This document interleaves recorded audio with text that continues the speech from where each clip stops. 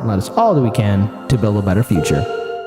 I want to give a huge shout out to Roger Meadows, who shared with me a lot of links in regards to what's happening with this refugee crisis. Now, this conflict in Ukraine, we here at Heartland's Media are against all wars, and the only innocent people that's in this conflict are the civilians. I will not show any sympathy for any of these leading public officials, be they Russia, NATO, the U.S. These diplomatic leaders need to sit at the table and end this conflict. Innocent people, average citizens are being hurt. And there's a refugee crisis. So I want to pull up this article here from The Hill. Just going to read a few short excerpts. President Biden on Thursday said that the United States stands open to helping the more than 3 million people who have fled Ukraine since the Russian invasion into the country began 3 weeks ago. As nations that have been marked by immigrants who departed Ireland in coffin ships and immigrants who sought safety of new beginnings in the United States, we are open and our hearts are open and our arms are open to help more than 3 million Ukrainian refugees who have already fled Putin's onslaught. Biden said in the annual Shamrock presentation at the White House. More than 3 million refugees have left Ukraine since February 24th, with the majority, more than 1.9 million, fleeing to Poland, according to the United Nations Refugee Agency. Biden said that Ireland and the United States stand united against Russia's aggression and know that both nations have also lived through war. So, I want to stop here for a second, because I want to pull up this next article from the Rolling Stone. There's also been a few reports where, again, at least here in the United States, Ukrainian refugees are coming in through Mexico, as well as a few other countries as well, and they're being taken care of. And they should, right? They're fleeing a conflict. But there's a double side that we're not seeing. That's being brushed aside by corporate media. That's being ignored. And it has to deal with the African immigrants in Ukraine. So I'll have to pull it up. We've all seen the videos on social media, and this article came out early in March. Since Thursday, February 24th, when the Russian invasion of Ukraine began, more than 660,000 people have fled Ukraine, according to the UN High Commission for Refugees. Among them have been thousands of international students who came to Ukraine for college or medical school. At least 2 students from India and Algeria have been killed by Russian shelling in Kharkiv. As droves of people flee toward Ukraine's border, reports of racist behavior by authorities at entry points to neighboring countries have proliferated on social media. Twitter users said that in an effort to evacuate Ukrainians ahead of other refugees, officials were segregating people by race to decide who got to pass through the border. Videos went viral purporting to show black people from African nations being left stranded at Ukrainian train stations or being blocked from boarding trains, and groups of African and Indian students being menaced with guns and vans and pushed and beaten at the Polish border. Civil rights attorney Ben Crump shared a clip that showed a black woman cradling an infant in a crowd at the Polish border, according to the caption, where the creator of the video said black people were being denied passage and shelter. One Nigerian student told the BBC that an official told her, "If you are black, you should walk." She made it into Hungary and was trying to get a ticket home to Nigeria as quickly as possible. "If your skin is dark, you're at a disadvantage," she said.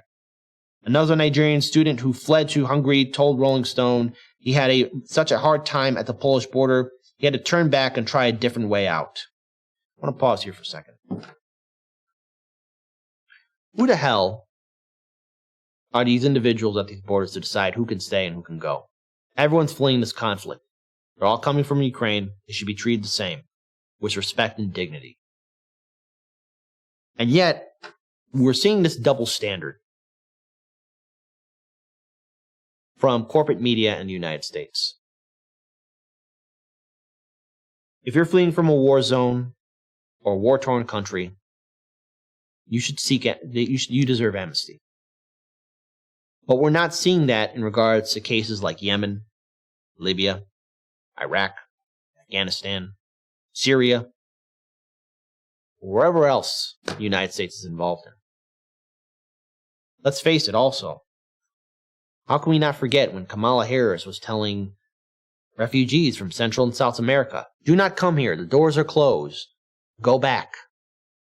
You know, the reason why there is a lot of conflict in Central and South America is because of, 1, the ridiculous war on drugs, and 2, because the United States is implementing coups. in those countries, causing a refugee crisis. A double standard. Everyone deserves dignity and respect. And what we're seeing in Ukraine is hypocrisy at its finest.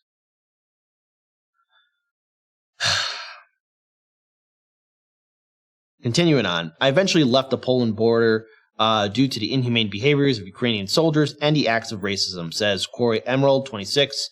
I went back to Lviv and chose another route to Hungary. He says he'd walk for 10 hours only to be left unattended at the border to Poland by people who he claimed were Ukrainian soldiers. He said he'd had several unexpected ugly interactions with the officials. I thought they were trained to protect lives, he says, adding that the unprofessional conduct of officials at the border was a threat beyond the crisis of war that he had not seen coming. Ismail Adolopo, a 23-year-old Nigerian who was studying in Ukraine before fleeing to Poland, says he experienced some racism as he traveled and that officials only allowed Ukrainian women and children to leave. Still, he has sympathy for the Ukrainian people who have endured Russian aggression since the 2014 annexation of Crimea. I was subject to racist treatment at the Ukrainian border, but it's kind of inexcusable considering that they have experienced the war firsthand for the last 8 years. At the same time, everyone deserves a chance at life because we are all trying to escape certain deaths. On Monday, several African nations on the UN Security Council denounced the report discrimination against African citizens. We strongly condemn this racism and believe that it's damaging to the spirit of solidarity that is so urgently needed today. Kenyan UN Ambassador Martin Kimina said in part, the mistreatment of African peoples on Europe borders needs to cease immediately. The UN ambassador from Gabon said the reported racism was unacceptable. In a statement, the African Union said reports that Africans are singled out for unacceptable dissimilar treatment would be shockingly racist and breach of international law. The African Union urged all countries to show the same empathy and support to all people fleeing war, notwithstanding their racial identity. Those traveling towards other countries have been quick to add that they've been met with kindness and aid along the way. One thing I must appreciate is that the locals and NGOs were very helpful. SM says they were distributing all the necessary foods and stuff on both sides. He has a Twitter user who posted videos of students being threatened with guns and vehicles, also tweeted an update on Monday saying citizens have been kind to him and other refugees during their travels. Let's pause here for a second. We've seen these videos on Twitter. We've seen these videos on Facebook and a few other social media outlets. This is a double standard that we're seeing here. Let's be very clear here. When it comes down to all these conflicts that we've seen from the previous years, everyone deserves the same treatment. From the refugees from Central and South America, from the refugees in Libya, Yemen, Iraq, Afghanistan, Syria. This is unacceptable behavior, and yet we're seeing this weird hypocrisy. But it's to be expected because, let's face it, the systems we have in place, governments we have in place, the institutions we have in place are inherently flawed. And more people need to be talking about this. Innocent people are suffering and being hurt. I want to pull up another article here too, because again, it's just showing the double standard, because it's somewhat related to this story. And I hope everyone's sitting down and listening to it. Because remember the boycott movement against Israel, due to the fact that there were a lot of corporations that were doing business dealings with Israel, but how a lot of people were saying that that was very racist and wrong to do. But now, because of this whole thing with Russia that's going on, people are making a list of corporations that still haven't severed their ties with Russia. And now everyone's so outraged because, let's face it, I guess in their mindset, sanctions work. No, they don't. It's not going to hurt the leaders. I mean, Venezuela's got sanctions, North Korea's got sanctions, Iran's got sanctions, Russia's got sanctions up the wazoo. But that's not going to hurt their leaders. It's not going to hurt their politicians. Their politicians are not going to go starving. You think Kim Jong-un's going to go starving? You think Putin's going to be hungry for a week or 2 weeks or a month? No, they're going to be fine. You want to know who's going to be suffering the most? It's the civilians. It's the people. It's the women and the children and the men. It's the elderly. Sanctions kill innocent people. It doesn't hurt the leaders at all. So, thankfully, there's an outlet like the LA Times that's going to tell you, here's a hall of shame of companies that haven't left Russia. Don't worry, they're going to leave Russia. because everyone's so triggered on social media. Hundreds of Western businesses and corporations have garnered praise for withdrawing from Russia, even if that entails a hit to their sales and profits. Now let's look at the other side of the coin. We're talking about companies that have resolved to keep operating in Russia. The Hall of Shame, as Yale business professor Jeffrey Sunfield and his colleague Stephen Teen have labeled a roster of corporate responses to Russia's invasion of Ukraine. They're maintaining includes 24 companies that are digging in, defying demands for exit or reduction of activities. Oh, who are these corporations? Who's a list of people? Well, don't worry, we got it all here for you, and it's kind of funny. It would be funny if it weren't so sad. So let's talk about who these brands are. So the list includes 80 companies that are scaling back some, but not all activities of deferring new investments. Among the consumer companies identified as digging in are fast food chains, Subway, Eat Fresh, Reebok, Bacardi. Hey, Bacardi is still in Russia. I haven't heard Bacardi in some time, Maker of the infamous rum, Dewar's Scotch and Grey Goose vodka, among other brands. The electronic companies of LG and ASUS, what is that? Asus, yeah, Asus, yes. Continuing on, some of those firms and others have scaled back operations, have asserted that they're remaining in place to avoid harming their innocent Russian employees. That's the argument made by Dave Robertson, President and Chief Operating Officer of Koch Industries. Koch Industries. Where have I heard that name before? I swear I've heard that name before. Hey, audience. Have you ever heard of Koch Industries? I mean, it sounds familiar. It's not like it has any kind of influence over the GOP or the Democratic Party. I mean, it kind of sort of sounds familiar. I was being sarcastic in case anyone didn't know. So there you go. I know, of course. Robertson said the Koch subsidiary Guardian Industry employs 600 workers at 2 glass factories in Russia, which will continue to operate. We will not walk away from our employees there or hand over these manufacturing facilities to the Russian government so it can operate and benefit from them, he said Wednesday in a statement. Doing so would only put our employees there at greater risk and do more harm than good. Others say business models that have involved licensing or franchising agreements prelude them from promptly or fully shutting down. That's a story told by Subway, which says it has 450 restaurants in Russia, all independently owned and operated by local franchises. Subway says, we don't directly control these independent franchises and their restaurants and have limited insight into their day-to-day operations. So that means they can't do anything.